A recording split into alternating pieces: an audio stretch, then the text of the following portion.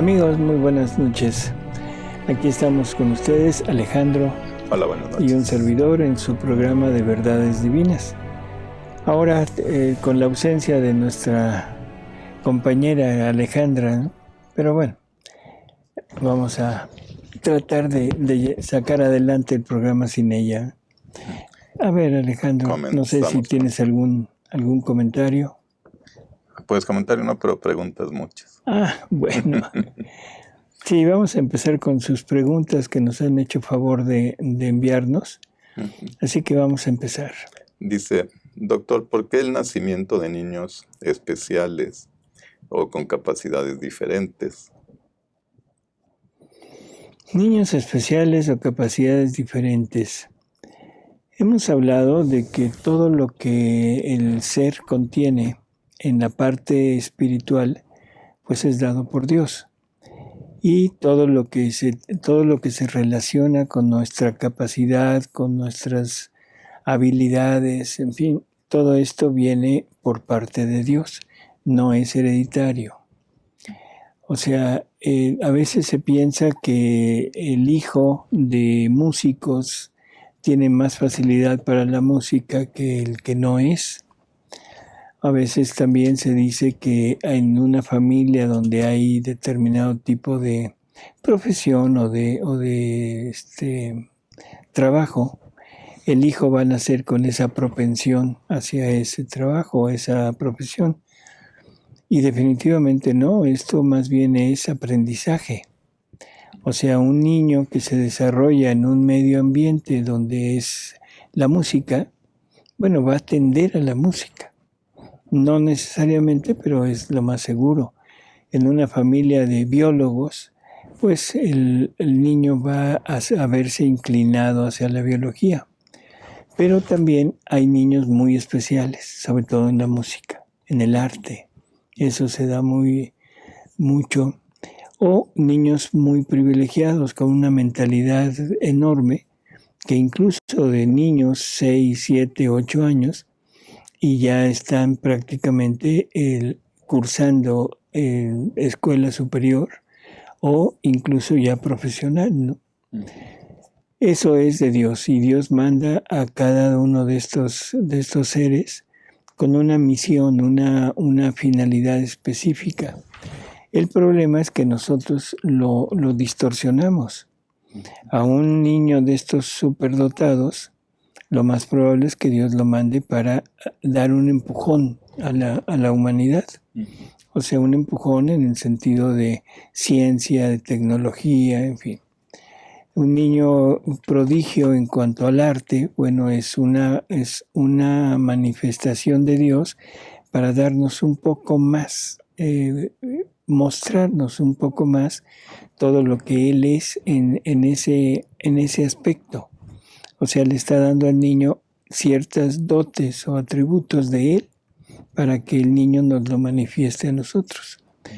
Pero el problema es que lo vemos todo como desde un punto de vista totalmente diferente, no como un don de Dios, sino como un don de la criatura, y la explotamos.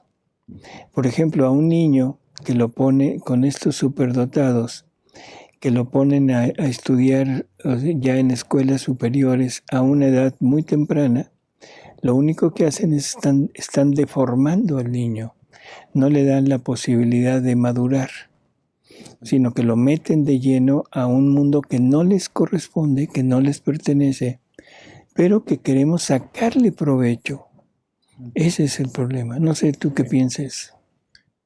No, sí, lo que pasa es que yo estaba pensando también del lado de los niños con discapacidades. ¿Por qué nacen con discapacidad? Bueno, ahí es un poco más sencillo poderlo explicar, porque nos dice Jesús que la voluntad humana es la que tenía el trabajo de mantener al ser en perfectas condiciones. Pero cuando la voluntad humana se revela a Dios, entonces empieza a haber distorsión. Y de ahí provienen todas las enfermedades, todas las discapacidades, ¿sí? Así que eso es como más fácil entenderlo. El otro, que es el niño prodigio, ese necesariamente necesitamos ponerlo en el punto de plan de Dios. Ajá. Para algo lo mandó así. Sí, yo luego pienso, cuando veo, bueno, aunque sea en documental porque no se ven seguido, un niño así prodigio, Ujú. y veo que cuando los papás no tienen una inteligencia más o menos de ese tamaño, pues es muchísimo problema y bloquean mucho al niño. Entonces de ahí, digo, en su crecimiento, porque pues es digamos, un genio, ¿no? Entonces ahí es donde yo me pongo a pensar cómo los hermanos separados pueden pensar que la madre de Jesús va a ser una mujer normal. Hubiera bloqueado muchísimo al Hijo de A Dios, Jesús ¿no? le O hubiera sea, puesto obstáculos, ¿no? En sí, su sí, desarrollo. muchísimos obstáculos. Como que Jesús no se iba a poner una madre que le pusiera obstáculos, ¿no? Así es. En fin, simplemente don de Dios. Él tenía un plan para cada uno de estos niños. Sí. Tenía un plan para toda la humanidad, porque estos niños sirven a la humanidad. Pero el hombre lo distorsiona todo, ¿no? Dice, ¿por qué algunos sacerdotes nos han dicho que Adán y Eva son un símbolo? Si existió solo Adán y Eva, ¿cómo sigue la humanidad en cuanto a la procreación? Bueno, la primera parte la entiendo, la segunda no. Sí, yo tampoco. Bueno, o sea, un símbolo definitivamente no. O sea, aquí tenemos que hablar de cosas muy delicadas.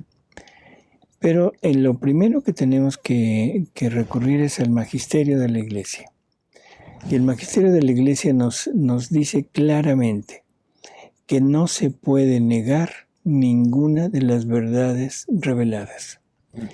Porque todo lo que está en revelado proviene del mismo Espíritu Santo, o sea, de la misma divinidad. Y por lo tanto nosotros no podemos negar ni nada de lo que está en escrito. De la misma manera nos dice que no hay forma de que dos verdades puestas en la Biblia se contradigan.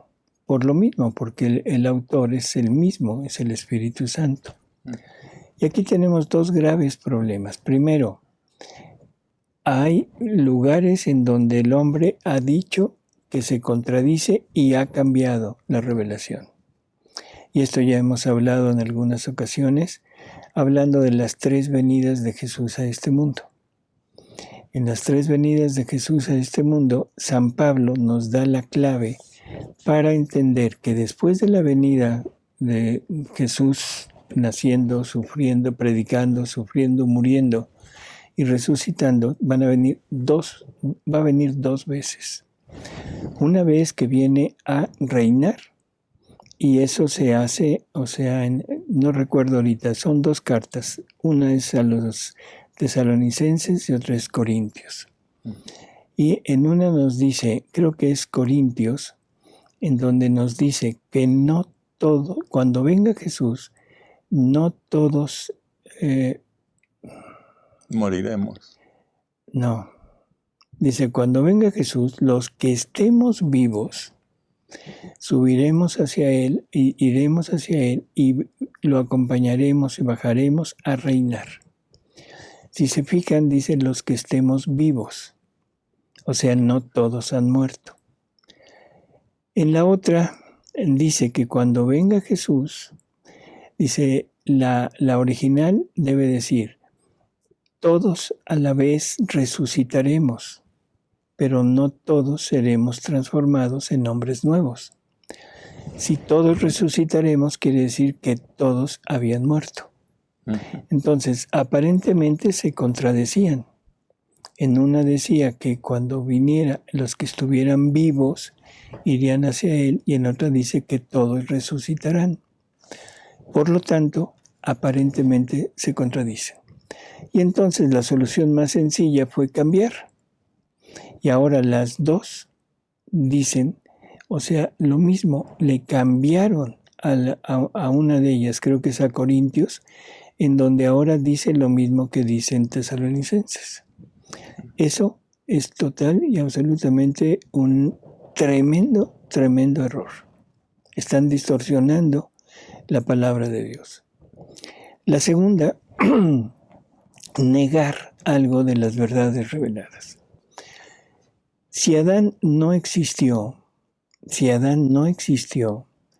entonces cosas muy sencillas que nos expliquen qué quiere decir pecado original.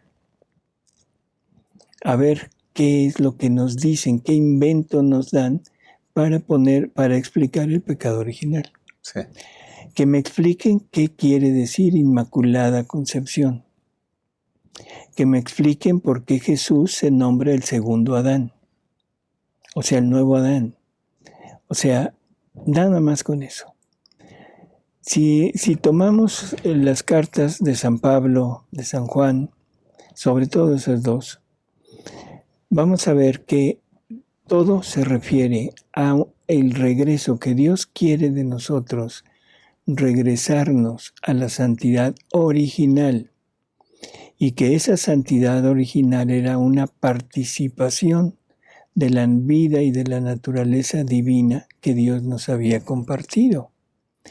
Por lo tanto, si Adán no existió, por favor, entonces, ¿de qué se trata esto? O sea, es una verdadera herejía. Y una herejía, no importa quién lo diga, es una herejía. Si no tenemos a Adán, ¿cuál es la santidad perfecta? Si no tenemos a Adán, entonces tenemos a un hombre que nace imperfecto y entonces le estamos negando a Dios la capacidad de poder crear a un hombre perfecto.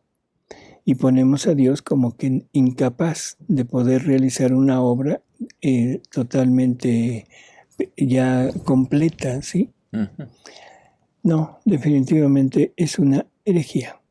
Igual que es una herejía el cambiar y tratar de modificar porque yo no entiendo algo o porque yo creo que se está oponiendo y no me pongo a reflexionar sobre qué es lo que está diciendo. Ajá. Dice, ¿las indulgencias sirven para nosotros y para las almas al mismo tiempo o solo por uno de los dos casos? Wow. Y aquí mejor les prometemos un programa, un nuevo programa sobre purgatorio. Ya hubo uno hace tiempo, pero creo se repiten mucho las preguntas sobre purgatorio, sobre los sufragios, sobre los sufrimientos, en fin. Hay que entender algo y como un adelanto. El purgatorio no es un lugar de castigo. En el purgatorio no se perdonan los pecados. No vamos a ser perdonados ni vamos a ir a sufrir como castigo por lo que hicimos. Eso que quede muy claro. El purgatorio es un lugar, es la antesala del cielo. O sea, el purgatorio ya es cielo, digamos así. ¿Por qué? Porque el alma ya se salvó y ahora simplemente va a prepararse para entrar al cielo ya en definitiva. En el cielo nos dice Jesús que no hay ninguna traza ni huella de voluntad humana, que no hay traza ni huella de vida humana. Todo en el cielo es vida divina. Y si es vida divina en el cielo, entonces el alma tiene que llevar forzosamente vida divina. Pero resulta que nos morimos con vida humana. Nos morimos, aunque hayamos muerto con los sacramentos, con la absolución, con la Eucaristía y todo, llevamos cargando una vida humana. O sea, y esto creo que es fácil entenderlo. Todas mis cosas, todas mis pasiones, todos mis deseos, mis anhelos, todos mis miedos, mis logros, en fin, todo lo que soy yo es con lo que me voy. Pero eso no puede entrar al cielo.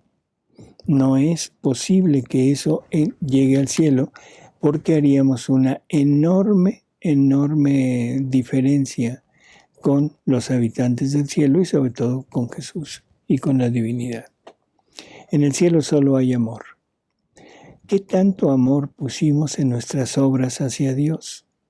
Es qué tanto tengo de bueno o qué tanto tengo que purificar. En el cielo no hay castigo, en el cielo hay purificación y nos dice Jesús lo siguiente, que el alma en el momento de morir ve a Jesús en ese encuentro personal que va a haber con Jesús, al que hemos llamado juicio personal. Lo vemos, pero lo vemos ya develado, lo vemos ya en su divinidad. Entonces, ante la belleza, ante la majestuosidad de la divinidad, el alma se siente totalmente atraída hacia él, pero sabe que con lo manchada que está, con lo diferente que está, no puede estar ahí. Entonces, tiene que quedarse a purgar.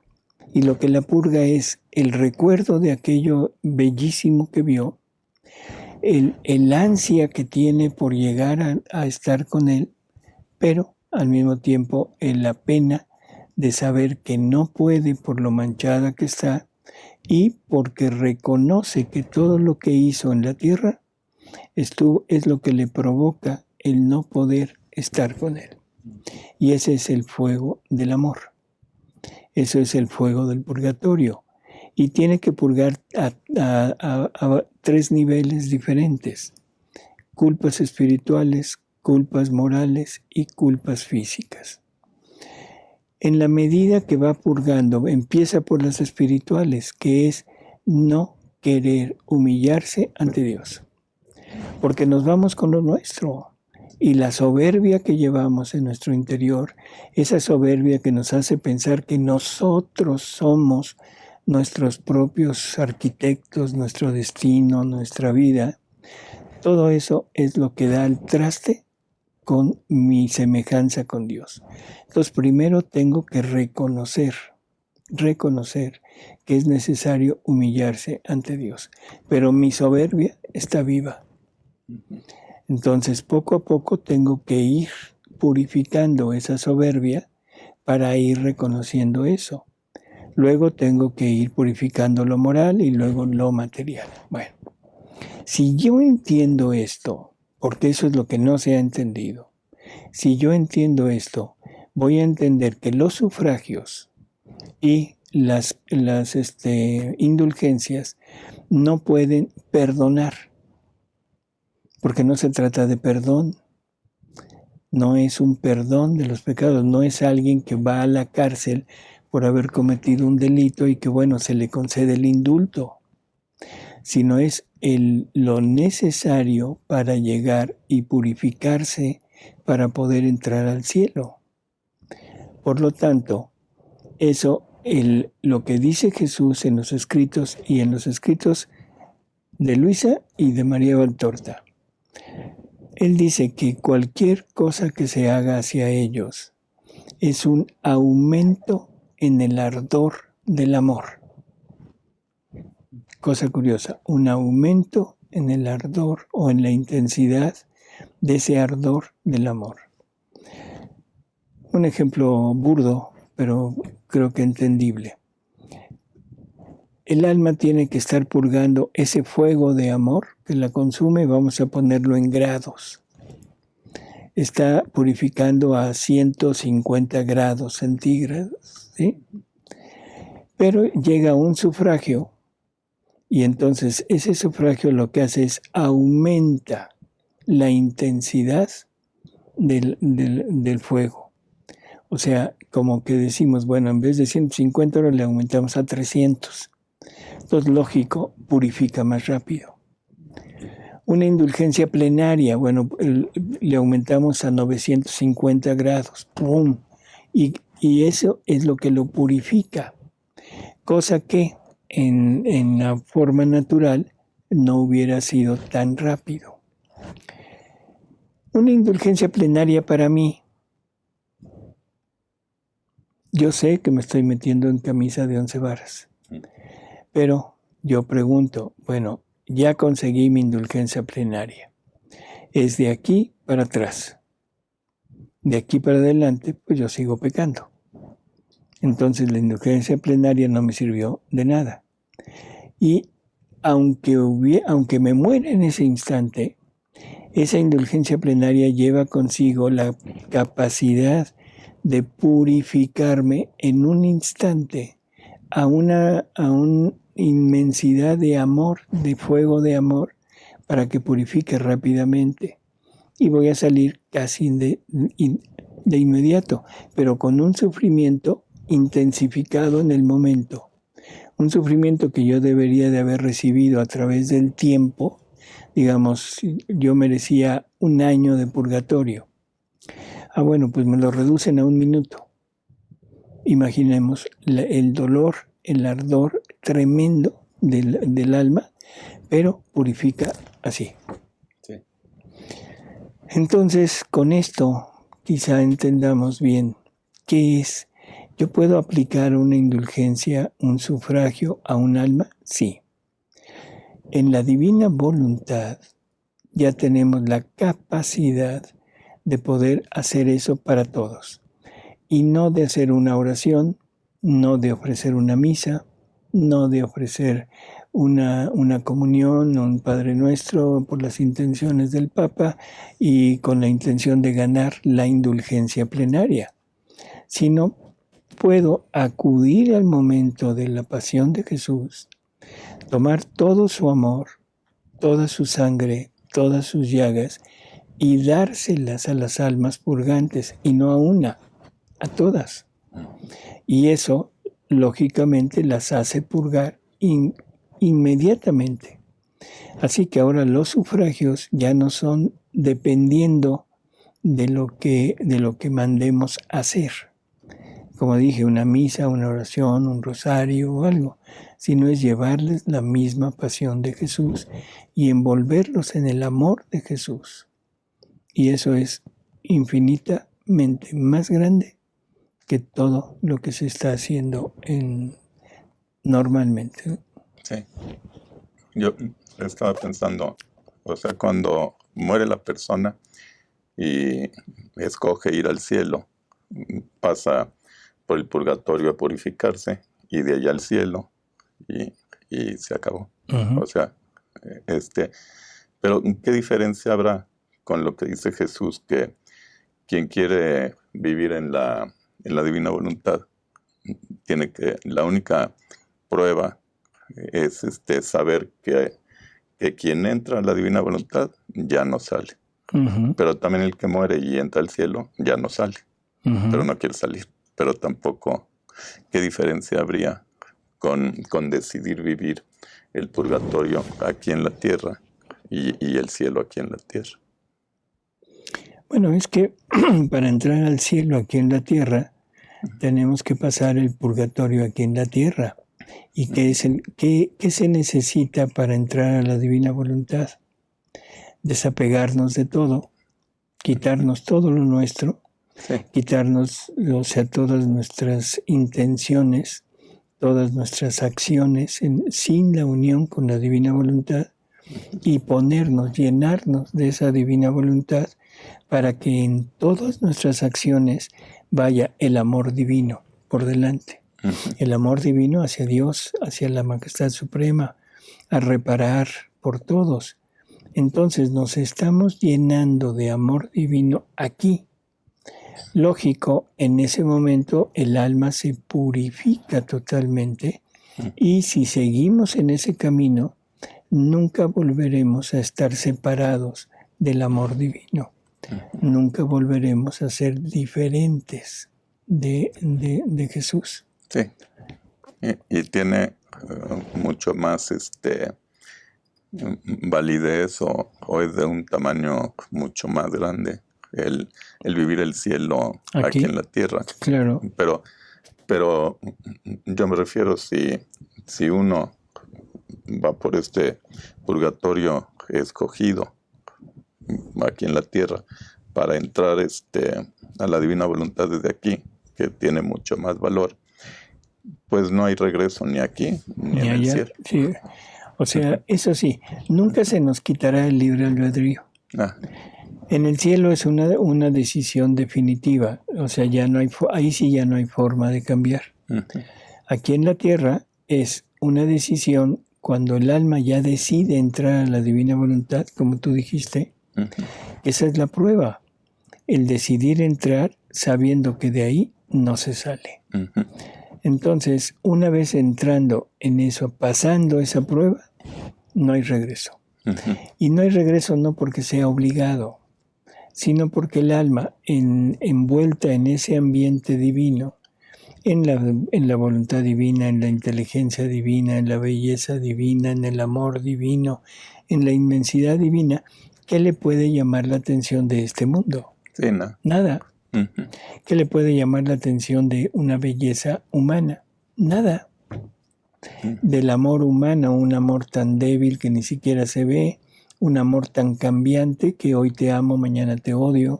Sí. O sea, no tiene ninguna posibilidad de competir. Así que no. Entrando a la divina voluntad, en ese sabiendo que de ahí no se sale, como se dice, tan. Sí. Se acabó. Sí, porque uno no quiere tampoco regresar. ¿Sí? Dice, hay días que se siente un desánimo por los problemas personales, familiares y de salud que enfrentamos. ¿Es normal en divina voluntad? No. Es normal como una tentación. Es normal como un obstáculo que el enemigo nos pone. Porque o un problema nuestro, ¿sí? Como lo siguiente, sentir esto es causado por la falta de abandono. Un alma que está plenamente abandonada en Dios, un alma que confía plenamente en Dios y un alma que no quiere saber nada más que de Dios, que tiene totalmente consumadas sus tres potencias del alma, voluntad, inteligencia y memoria, ya no tiene por qué llegar a ese estado. En el momento que un alma llega a ese estado es por desconfianza de Dios. Las almas deprimidas, o sea, esta enfermedad tremenda que existe ahora, tan frecuente, que es la depresión, y muchos de los trastornos emocionales que existen, no es más que una falta de abandono en Dios. La depresión, para decirlo rápido, porque se habla mucho de que la serotonina la depresión es simplemente un estado de desánimo provocado por la soberbia, porque siempre es ¿por qué a mí? ¿Por qué me pasa esto a mí? ¿Sí? Y cuando hay muchos problemas, muchas inquietudes, muchas cosas que no concuerdan con lo que nosotros quisiéramos vivir, es como me voy deprimiendo. Entonces, la pregunta que la persona siempre se hace es ¿por qué a mí? Eso es soberbia. Cuando el alma se coloca en su pleno lugar, en su pleno sitio, cuando el alma llega al conocimiento de sí misma, que es la nada, en ese momento, o sea, uno entiende que somos nada para que el todo entre. Y si yo no me abandono en el todo, entonces no le estoy permitiendo entrar. Pero si yo, llegando a mi nada, permito que el todo entre en mí, ya no puedo deprimirme porque lo tengo todo, tengo a la divinidad conmigo. Y la divinidad no se deprime. Dios no es posible que llegue a la depresión. Y si Dios ahora es la vida de la criatura, díganme ustedes si se puede deprimir. Sí, pues. Esta está un poco larga, dice, gracias por contestar mi pregunta, pero en realidad no quedó del todo contestada. Sé que los anticonceptivos no están bien, no me queda duda en realidad. La pregunta sería, ¿hasta dónde acepta uno lo que venga en la vida? ¿Hasta dónde sea pecado? Entonces el método natural tampoco está bien. Dios, o sea, dentro de este aspecto de la sexualidad, de esta relación íntima entre una pareja, Dios tiene una finalidad. Y esa finalidad creo que se observa incluso desde la materia, sin necesidad de pensar en Dios. Primero, la complementariedad que hay entre los órganos femeninos y los órganos masculinos. O sea, son complementarios.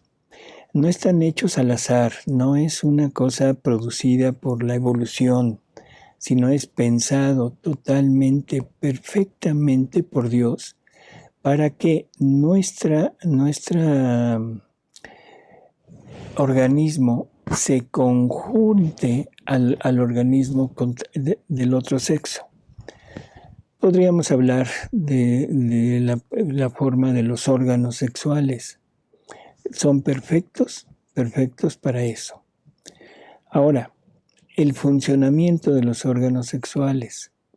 O sea, en el hombre, o sea, la parte, digamos, fundamental son las glándulas, o sea, las glándulas, por ejemplo, los testículos, que son específicos para producir células capaces de poder fecundar a otra célula, pero femenina, y que se llaman espermatozoides. Los ovarios en la mujer tienen la función de producir una célula que se llama óvulo, que es la parte complementaria del espermatozoide. O sea, entre los dos pueden engendrar a un nuevo ser. O sea, es específico. El óvulo no sirve para otra cosa y el espermatozoide no sirve para otra cosa. El testículo sirve, aparte de producir el esperma, de producir hormonas, sustancias que hacen del organismo masculino lo que es más fuerte, con una masa muscular más grande y con ciertas características que son diferentes a la mujer. Los ovarios también producen hormonas que son las encargadas de dar la conformación al organismo de la mujer. Entonces, si tomamos eso en cuenta, si tomamos en cuenta la posición de los órganos, la dirección de los órganos, o sea, todo, veremos que está perfectamente planeado para una función y no es la función del orgasmo, del placer, sino es la función de la procreación. La estimulación sexual en el hombre hace que salga el esperma y se deposite en la parte femenina. El orgasmo en la mujer no es más que la contractura de la musculatura de la parte final de la vagina para atrapar el esperma. Si eso no es reproductivo, entonces yo no sé a qué le llamen reproductivo. O sea, incluso en la parte placentera tiene una función reproductiva. Ese es el plan de Dios. Ahora, Dios quiere que hagamos uso de eso para lo que nos fue dado. Y si no quisiéramos la parte reproductiva, entonces deberíamos de abstenernos de esa acción. Y eso se llama castidad. O sea, la castidad se puede llevar a través del matrimonio, la castidad se puede llevar en cualquier lugar. No quiere decir nunca tener, sino tener para lo que debe ser, no para lo que no debe ser. Hacer uso de la castidad. Bueno, Dios le puso a la mujer días en que puede ser fértil y días en que no. La mujer prácticamente es fértil 6 días al mes. O sea, poniendo como centro el día en que se produce el óvulo, hay esa ovulación. El esperma dura vivo 3 días. 3 días antes, o sea, todavía podría fecundar al óvulo. Y el óvulo dura vivo 2 días. O sea que todavía 2 días después de la ovulación podría ser fecundado. En total serían 6 días. Y otros días en que no en que no es fértil. Bueno, Dios no nos prohíbe usar esos días. Lo que estaría mal es usar esos días con la intención específica de evitar la procreación. Pero, en fin, dado la forma en que pensamos, la forma en que somos, entonces la Iglesia nos permite usar esos días y no achacarlo como culpa. Todo lo demás que hagamos, todo lo demás, no importa el método, no importa nada, es con la firme intención de evitar el embarazo, que es la finalidad primaria, y con la firme intención de buscar única y exclusivamente la parte viciosa, y digo viciosa porque se ha convertido en vicio, la búsqueda del placer, sin importar y queriendo rehuir la otra parte. El placer no es malo, es puesto por Dios, pero siempre va junto con la parte reproductiva. Entonces, cualquier método que ponga un obstáculo a la reproducción y que solamente nos dé la oportunidad del placer es totalmente ir en contra del plan de Dios. Y más si se usan métodos que son abortivos, como el dispositivo intrauterino, como la píldora del día siguiente, que son métodos que van específicamente a impedir la implantación del huevo. O sea, tanto el dispositivo como la píldora del día siguiente, pero ya hubo fecundación. Así que ahí definitivamente esos no. En fin, el onanismo, que es otro de los métodos, o sea que el hombre no eyacula dentro de la mujer, pero eso es un acto total y absolutamente de, ¿cómo diría? De soberbia, es un acto de, o sea, sustraerse para arrojar fuera todo lo que debería de ser el fruto de aquel acto, de aquella unión, arrojarlo fuera. Eso también es totalmente negado. Dice, por favor, dar ejemplos sobre las culpas morales y las espirituales y materiales. Una culpa espiritual, no querer humillarse ante Dios, no darle a Dios el primer lugar en nuestra vida, el apartarlo, el ponerlo como en una escala junto con todas nuestras actividades, el trabajo, la familia, las amistades, el deporte, los hobbies, todo, y entre tantas está Dios. Ahora me toca el deporte, ahora me toca esto, ahora me toca el otro, y ahora de vez en cuando me toca Dios si no hay fútbol, porque si hay fútbol no me toca Dios. ¿Sí? Ese es espiritual. Moral. O sea, todas las culpas morales que hacemos es todo lo que hacemos en contra de otra persona. O sea, en contra puede ser de los parientes, de los padres, de los hijos, de la familia, de la esposa, del esposo, en fin, porque esa es la parte afectiva del hombre. Y los físicos, bueno, pues ya es la parte, por ejemplo, la agresión, todo lo que implica el mal uso de nuestro cuerpo, la droga, el vino, o sea, todo el ser adictos al sexo, en fin. Dice que en el retiro de escatología, dice esta persona, pero usted, doctor, se escribe más al falso profeta que al anticristo. ¿Cuál es la diferencia? Yo creo entender que el falso profeta presentará al anticristo. ¿Usted no ve la diferencia? No recuerdo, se perdonen, eso fue hace 6, 7 años. No recuerdo exactamente qué se dijo, pero una cosa es ver a ese precursor, vamos a decirlo así, porque el falso profeta es el que promueve, el que anuncia. Es un émulo, vamos a ponerlo así, de Juan el Bautista. O sea, el precursor. El anticristo ya es el agente, la persona que se pone en contra de Cristo, la persona que va a organizar todo su plan poniéndose él como Dios.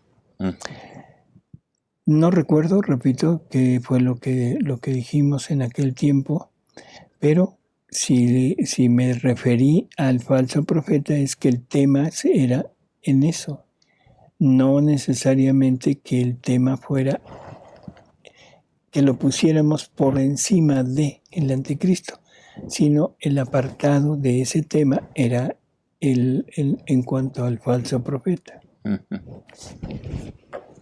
Esta persona dice, en resumen, creo que la teoría está ya bien expuesta en el conjunto de los videos, pero falta pedagogía para explicar cómo se ponen en la práctica, en la vida real y cotidiana. Ese punto es el definitivo para que la divina voluntad sea una realidad en todas las almas. Que falta como pedagogía. Pero se refiere a lo que a veces en los videos se expone. Estamos totalmente de acuerdo. Si usted ve un video de los actuales o de cualquier época que se haya hecho sin tener las bases de lo que es la divina voluntad, definitivamente le falta esa parte de entender para después poder apreciar lo que se está hablando de la divina voluntad. Si no tiene esa parte inicial, entonces lo que le podríamos recomendar es leer el libro de cielo desde el principio, con mucha calma, con mucha cautela, irlo siguiendo, o referirse a los videos que hay de inicio. Creo que son dos retiros o videos, series de videos. No recuerdo el nombre ahorita, ¿tú recuerdas? Pues hay uno que se llama Introducción. Introducción a la Divina Voluntad, y son varios programas, y Fundamentos también.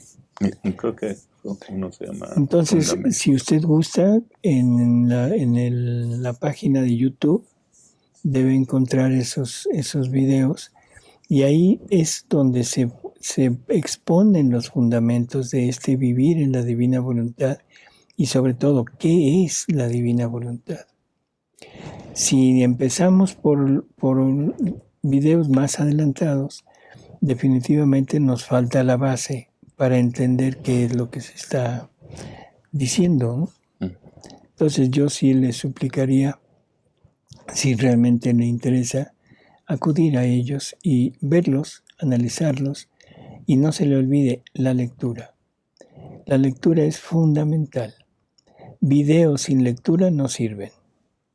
O sea, olvídelo. No, lo que nosotros intentamos hacer en los videos es analizar un poco los escritos, pero no los estamos tomando en totalidad. Estamos tomando algunos puntos, suponiendo o suponemos que ya ustedes han leído como para poder entender lo que se está hablando. Entonces, por favor, videos sin el libro no sirve. Libro sin videos, excelente. Videos y libro, bueno, pues entra dentro de lo excelente, porque ahí quizá se aclaren alguna que otra cosa que no se haya entendido en el libro, pero no se fíen de los videos. Pues amigos, yo creo que es todo por el día de hoy. O sea, y esperemos que nos sigan favoreciendo con sus preguntas. No avanzamos mucho porque son preguntas que se prestan a tratar de hacer una explicación un poco más amplia. Pero en la medida de lo posible iremos tratando de contestar cada una de las cuestiones de ustedes. Alejandro, gracias por estar con nosotros. Doctor, muchas gracias a todos. Gracias a Paris. Y pues desde aquí le mandamos un saludo a Alejandra, que ahora sí nos dejó solos. Buenas noches. Buenas noches, hasta luego.